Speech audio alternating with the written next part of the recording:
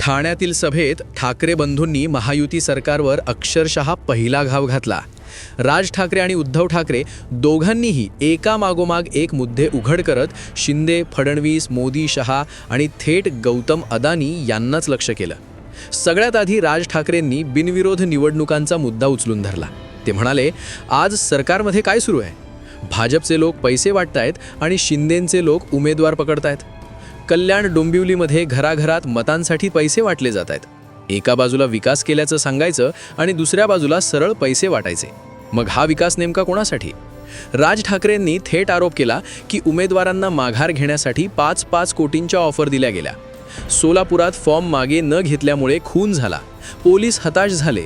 कोर्टाकडे बघू नका असं सांगितलं गेलं. यंत्रणांचं काय चाललंय असा सवाल त्यांनी उपस्थित केला. यानंतर त्यांनी बिनविरोध निवडणुकांमागचं वास्तव उघड करत थेट उमेदवारच व्यासपीठावर आणले. धात्रक कुटुंबाला 15 कोटींची ऑफर दिली गेली, पण त्यांनी नाकारली. राजश्री नाईक यांनी 5 कोटी नाकारले. सुशील आवळेंनी 1 कोटी नाकारले. राज ठाकरे म्हणाले, हेच महाराष्ट्राचं स्वाभिमानी रक्त आहे. 5,000त मत विकणारे आणि कोट्यावधी नाकारणारे यात फरक आहे. उद्धव ठाकरे यांनीही हेच मुद्दे पुढे नेत सरकारवर घणाघात केला. 5-5 कोटी उमेदवारांना दिले, हे पैसे आले कुठून? साताऱ्याच्या ड्रग फॅक्टरीतून का? हे सरकार निर्लज्ज आहे. सगळ्यांना क्लीन चिट देत आहे. पूर्वीचा भाजप संपलाय हे मी जाहीरपणे सांगतो असं म्हणत त्यांनी पालघर साधू हत्याकांडाचा मुद्दा काढला. यानंतर ठाकरे बंधूंनी शिंदे आणि फडणवीसांवर मोर्चा वळवला. राज ठाकरे म्हणाले, फडणवीस पूर्वी चांगले वाटायचे, पण आता खोटं बोलणं सुरू आहे.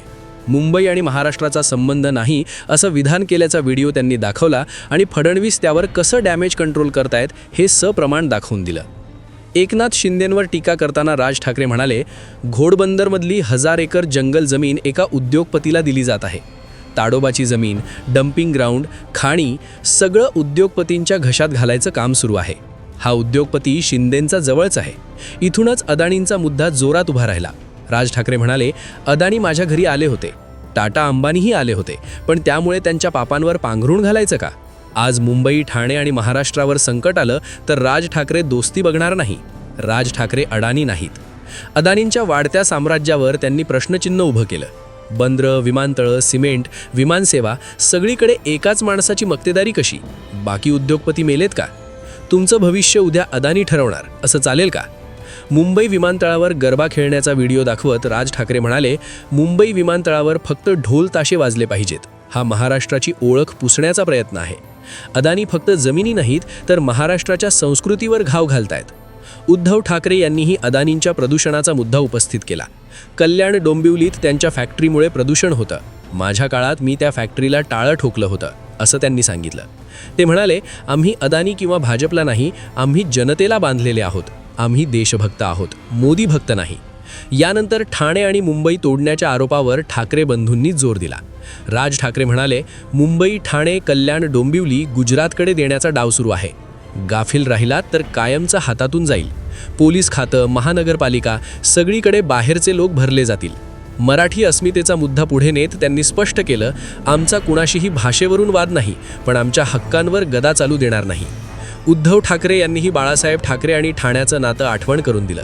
बाळासाहेब म्हणाले होते, 2च सभा घेणार, एक मुंबईत आणि एक माझ्या ठाण्यात. महापालिका दिली तर नाट्यगृह देतो असं आश्वासन त्यांनी दिलं आणि गडकरी रंगायतन उभं राहिलं. आज विकासाची नाही तर विनाशाची गती सुरू आहे असं म्हणत उद्धव ठाकरे यांनी भावनिक आवाहन केलं. महापौर मराठीच होईल, आम्ही आधी हिंदू आहोत पण आमच्या राज्यात आम्ही मराठी आहोत असं स्पष्ट करत त्यांनी भाषिक ध्रुवीकरण टाळलं. थोडक्यात काय, या सभेत ठाकरे बंधूंनी भ्रष्टाचार, बिनविरोध निवडणुका, अदानींची मक्तेदारी, मुंबई ठाणे तोडण्याचा डाव आणि शिंदे फडणवीस सरकारची भूमिका या सगळ्यांवर जोरदार हल्ला चढवला. राज ठाकरे आक्रमक होते तर उद्धव ठाकरे भावनिक होते, पण लक्ष एकच होतं, शिंदे, फडणवीस, मोदी, शहा आणि गौतम अदानी. ठाण्यात दिलेले हे आव्हान राजकारणाचं वातावरण बदलेल का? शिंदेंच्या बालेकिल्ल्यात ठाकरे बंधूंचा आवाज पोहोचेल का? हे येणारा काळच ठरवेल.